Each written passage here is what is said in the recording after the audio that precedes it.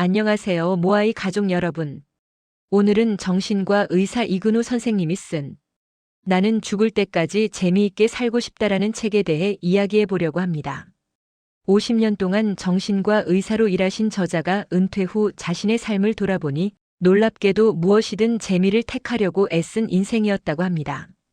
여기서 중요한 건 재미있는 일만 골라서 한 게 아니라 해야 할 일을 재미있는 쪽으로 만들어갔다는 거예요. 철학자 러셀은 이렇게 말했습니다. 재미의 세계가 넓으면 넓을수록 행복의 기회가 많아지고 운명의 지배를 덜 받게 된다. 나이에 맞는 재미 찾기.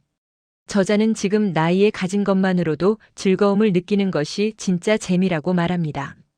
젊어서는 산 정상에 오르는 일이 재미있었다면 나이 들어서는 멀리서 바라보는 것만으로도 충분히 재미있을 수 있다는 거죠. 뭐가 그리 억울한가요? 한 살 한 살 나이 들어간다고 억울해하지 마세요. 제대로 살지도 못했는데 벌써 이렇게 나이가 들었다고 후회하지 마세요. 지금 내 나이에서 느낄 수 있는 즐거움을 찾아내는 것이 더 급합니다. 우리가 쓸 수 있는 인생의 시간은 지금 이 순간에도 줄어들고 있으니까요. 죽음의 위기에서 배운 것들.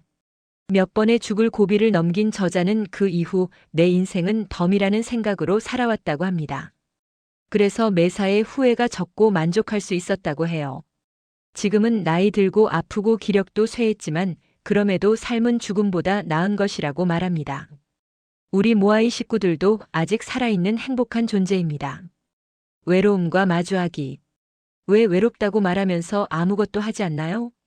저자는 혼자 있을 때 까닭없이 눈물이 난다고 솔직하게 고백합니다. 하지만 이것은 무서워하고 두려워할 감정이 아닙니다. 그럼에도 밀려오는 외로움을 견디기 힘들다면 제발 푸념만 늘어놓지 말고 생각나는 사람을 찾아가세요. 그리운 이의 목소리를 듣는 것만으로도 사람은 때로 위안을 얻으니까요. 자녀와의 관계. 내 아이가 어렸을 때는 안 그랬는데 라며 서운해하는 부모님들에게 드리는 조언이 있습니다. 장성한 자녀에 대해 10%만 알고 있다면 그것만으로도 부모는 충분히 행복해질 수 있다고 합니다.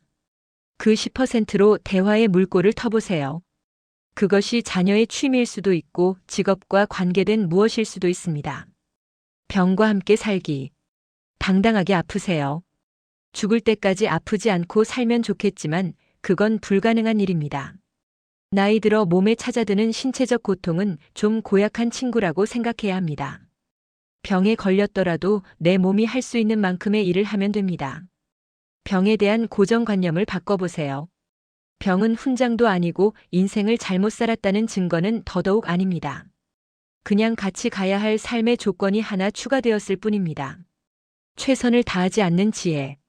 저자가 살아오면서 수많은 일을 할 수 있었던 비결은 무엇일까요? 놀랍게도 늘 자기 능력의 30%가량을 아껴뒀기 때문이라고 합니다. 한 가지를 완벽하게 해내려면 그 일에 시간과 능력을 전력 투구해야 하죠. 하지만 경쟁하며 최고가 되려는 노력을 조금 덜어내고 여유를 갖고 살면 많은 것을 보고 느끼고 즐길 수 있습니다. 인간의 즐거움, 가족의 봉사심, 일의 성취감. 그 가지치기는 무한합니다. 어른스럽게 산다는 것. 저자의 마음속에는 지금도 철들지 않는 소년이 살고 있다고 합니다. 나이답게 산다는 것이 언제나 엄숙하게 살라는 말이 아님을 알아야 합니다. 그래야 마음이 건강하고 인생이 재미있습니다. 그것을 잘 조율할 줄 아는 것이 진짜 어른입니다. 자유롭게 살기. 평생 자유롭게 살아본 적이 없다고 한탄하는 분들이 계십니다. 하지만 자유로움은 구할 때까지만 어렵지 한번 실천하고 나면 무척 쉽고 행복하고 시원하다고 합니다. 나를 옭아매는 것은 무엇인가요? 내가 하고 싶은 것은 무엇인가요? 핑계 대지 말고 한번 실천해보고 벗어나보고 깨트려보세요. 생각보다 간단하고 쉽습니다. 남과 비교하지 않기. 얼마 남지 않은 인생인데 나도 저렇게 살아야지 하면서 뛰어들기 전에 잘 살펴보세요. 나이가 들면 꼭 해야 되는 일보다 안 해도 될 일이 더 많아집니다. 혹시 안 해도 될 일을 체면이나 다른 사람 말만 믿고 따라가는 건 아닌지 따져보세요. 그렇게 산다고 꼭 좋은 인생, 성공한 삶이 되는 것은 아니니까요. 노후 자금에 대하여. 비록 모아놓은 노후 자금이 많지 않더라도 무슨 일을 해서든 돈을 벌겠다는 마음으로 일한다면 그것은 돈을 쌓아놓고 무기력하게 세월을 보내는 살보다 훨씬 윤택한 것입니다. 이런 점에서 보면 노후 자금이 충분히 확보되지 못한 노후가 오히려 축복일 수 있습니다. 하루를 채우는 방법. 오늘은 어제의 기분으로 살지 마세요. 존 러스키는 이렇게 말했습니다. 인생은 흘러가는 것이 아니라 채워지는 것이다. 하루하루를 그냥 보내는 것이 아니라 내가 무엇으로 채워가는 것입니다. 노년의 즐거움. 노년은 일상적이고 사소한 것에서 충만한 즐거움을 느낄 수 있는 시기입니다. 세월은 많은 것을 가져갔습니다.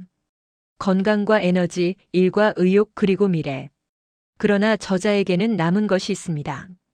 많은 시간과 깊어진 눈과 즐길 줄 아는 여유. 그것으로 남은 인생을 즐기며 살아갈 것이라고 합니다. 과거와의 관계.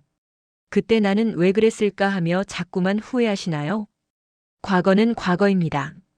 제일 좋은 것은 과거를 잊어버리는 것이지만 완전히 잊기란 불가능합니다.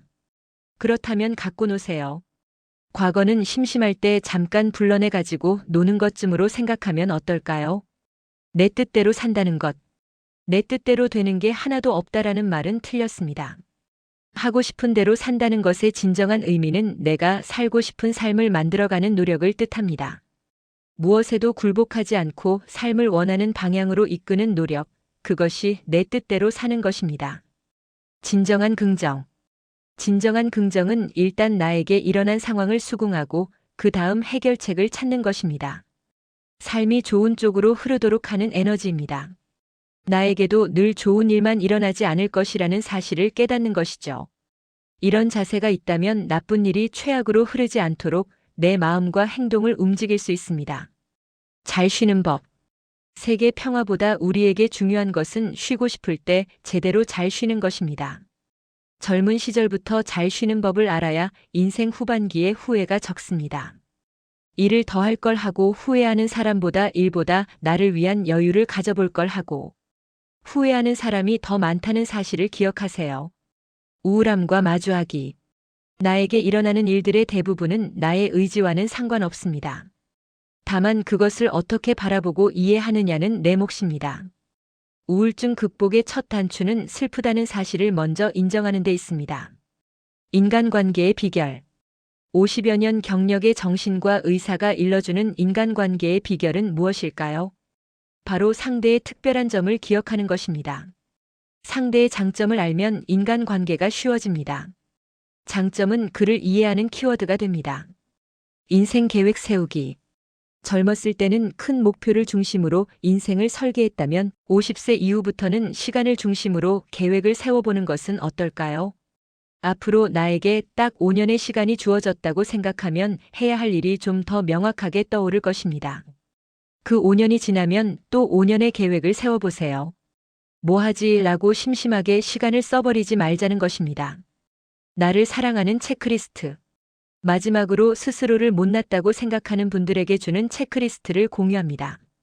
모아이 식구들과 항상 기억하면서 하루를 보냈으면 좋겠습니다. 나는 있는 그대로의 나의 욕구를 받아들인다. 나는 내가 나인 것이 좋다. 나는 내 몸과 마음을 귀하게 여긴다. 나는 다른 사람들을 나처럼 소중하게 대한다. 나의 건강 계획을 세운다. 가장 잘 맺고 있는 관계와 안 풀리는 관계의 원인을 알고 있다. 나는 나의 감정을 잘 다스릴 수 있다. 나는 내가 좋아하고 잘하는 일을 하고 있다. 나는 돈 관리를 잘하고 있다. 오늘 우리가 함께 나눈 이야기들 어떠셨나요? 모아이 식구 여러분은 인생을 재미있게 하기 위해 어떤 방법으로 살고 계신가요? 댓글로 여러분의 이야기를 공유해 주시면 정말 감사하겠습니다. 오늘 영상이 도움이 되셨다면 구독과 좋아요 부탁드립니다. 여러분의 작은 응원이 더 좋은 콘텐츠를 만드는 큰 힘이 됩니다. 그럼 우리 모두 죽을 때까지 재미있게 살아봅시다. 다음 영상에서 또 만나요. 감사합니다.